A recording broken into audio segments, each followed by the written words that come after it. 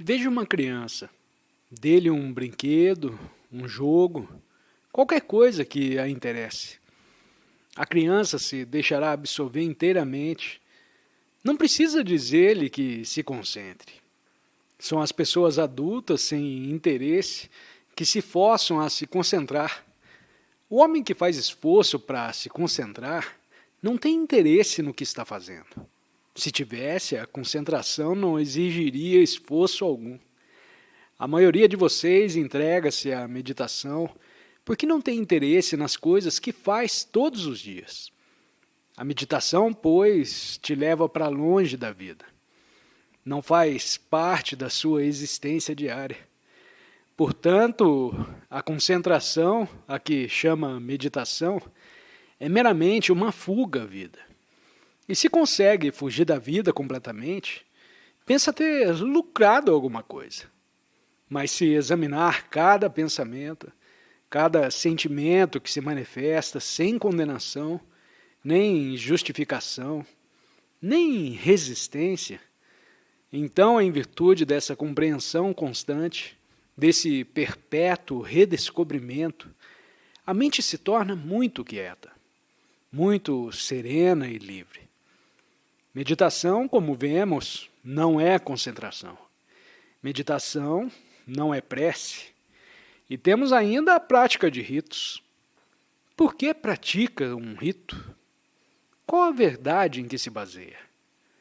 Morre minha mãe e eu pratico um ritual por nenhuma razão válida.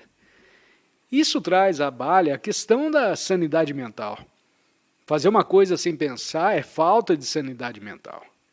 Usar palavras que não têm nexo, que não têm significação, denotam um estado de desequilíbrio. Por que executa ritos em intenção dos mortos? Se eles te confortam, está então procurando conforto e não compreensão. Se o sabe, então, por que faz isso? Você sabe, é bem óbvio que não deve praticá-los. Alguns os praticam porque não têm outra coisa que fazer, principalmente as mulheres. E isso indica o estado de desequilíbrio em que estamos vivendo. A prática de ritos é uma fuga maravilhosa da brutalidade da vida. De um marido brutal, da constante criação de filhos. E condena aqueles os que não praticam. Para uns eles constituem uma fuga e para outros uma questão de tradição, de autoridade. Francamente, celebrar um rito qualquer em intenção do pai ou da mãe que faleceu, porque a tradição humana é um estado de desequilíbrio. Não sabe o que significa mais dar a gosto à mãe ou ao pai ou ao vizinho. Quem faz uma coisa que não compreende é desequilibrado. E, francamente, citar autoridades, executar uma coisa que não se compreende, só porque conforta, isso não é ação própria de uma pessoa bem equilibrada. Por fim, temos a veneração de uma imagem, o ficar sentado diante de um retrato inteiramente absorto. Por que você venera coisas mortas? Por que não venera suas esposas, seus filhos e seus vizinhos? Adora coisas mortas porque elas não podem reagir. E você pode lhes atribuir o que quiser. Não adora os vivos porque eles podem reagir e dizer que você é muito estulto. Pois bem, se meditação não é prece, se não é concentração, se não é rito nem repetições de palavras, se não é adoração de imagens, o que é então meditação? Para se compreender qualquer coisa, há necessidade de uma mente tranquila. E o que significa meditação? Se perceber que meditação não é repetir palavras, não é se sentar à frente de uma imagem e pôr-se em estado de hipnose.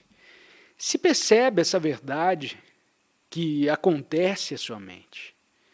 Se percebe a verdade acerca da oração, da adoração de imagens. Se percebe a verdade a respeito dos ritos e suas ilusões. Qual é o estado da sua mente? É claro que, se tiver percebido a verdade acerca de todas essas coisas, estará libertado de todas elas, não é? Libertado delas, a sua mente se torna muito serena, e nessa serenidade se manifesta a realidade. A meditação, pois, não é um disciplinar da mente e do coração em conformidade com um determinado padrão, mas sim um processo constante de compreensão, momento por momento. Só vem a compreensão quando há o percebimento da verdade. Não de alguma verdade abstrata, mas da verdade daquilo que é real. Se toma uma corda por uma serpente, há aí um estado de falsa representação. Mas quando vejo a corda como uma corda, há verdade. Só há verdade quando vejo as coisas como são, claramente, sem desfiguração, na sua exata perspectiva. E esse processo de ver as coisas como são, com clareza e sem desfiguração, é meditação. Mas é extremamente difícil perceber o que é. Não tomar uma corda por uma serpente, porque em geral somos incapazes de perceber sem deformar. A meditação, portanto, é o processo de descondicionamento da mente. Isso significa estar cônscio, sem condenação, sem justificação ou resistência de cada pensamento, cada sentimento, cada fantasia que surge, conforme as nossas idiosincrasias e tendências pessoais. A meditação, pois, significa libertação do passado. E a memória do passado, que condiciona a nossa reação e meditação, é o processo de libertar a mente do passado. Mas nos surge aqui uma dificuldade. É necessário que a mente se liberte do passado para não deformar o que é, para ver as coisas claramente tais como são. E como pode a mente, que é resultado do passado, se libertar do passado? Só pode se libertar a mente do passado ao reconhecer que cada pensamento é produto do passado. E ao ter plena consciência de que o pensamento não pode resolver problema algum. Todo problema é um estímulo, é um desafio sempre novo. E traduzir o novo em termos do velho é negar o novo.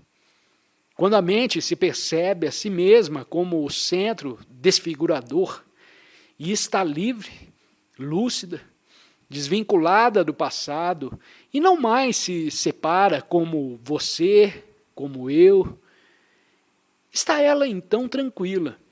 E nessa tranquilidade existe compreensão, inteligência e realidade.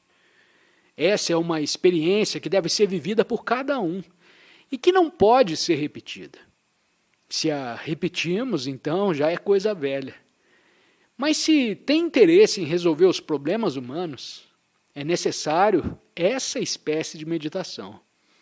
E quando a mente se torna naturalmente tranquila, como uma lagoa depois do vendaval, surge então a realidade.